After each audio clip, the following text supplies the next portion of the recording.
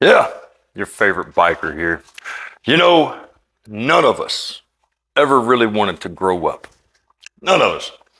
I used to believe that I was one of the lost boys, or maybe even Peter Pan, growing up. And I would sing songs written by Toys R Us about never growing up, right? And I would go through Neverland, and anything shiny would catch my eyes. Any kind of pixie dust that would make me fly would grab my attention, right? And as I would hover through Neverland, I would look down on the lost boys and I would say, I hope they never grow up. Look at how much fun we're all having, right? And then one day I left Neverland, right? I left Neverland and I went out and I started my very own family, right? And when I did that, all of a sudden, when I returned back to Neverland and I looked down on all of the lost boys, I realized why they called them lost.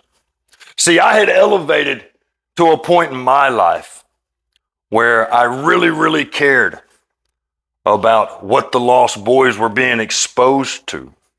I really, really cared about being able to protect them and not letting anybody disrupt those means to protect them, right? I really started caring about people coming around them and trying to groom them, trying to lead them down an immoral pathway, right? Now, this is what happens when you return back to Neverland and you see that Captain Hook is just taking advantage of all of the kids, right? And the sad fact of the matter is, even Peter Pan had to grow up. You know, at some point, you stop caring so much about the social constructs and the social issues. At some point, you don't care who's being taxed and how much. You just want to know where the tax money's going.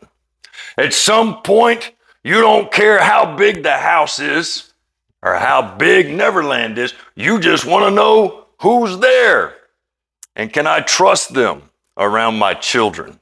At some point, even Peter Pan grew up and all the lost boys were pissed off about it.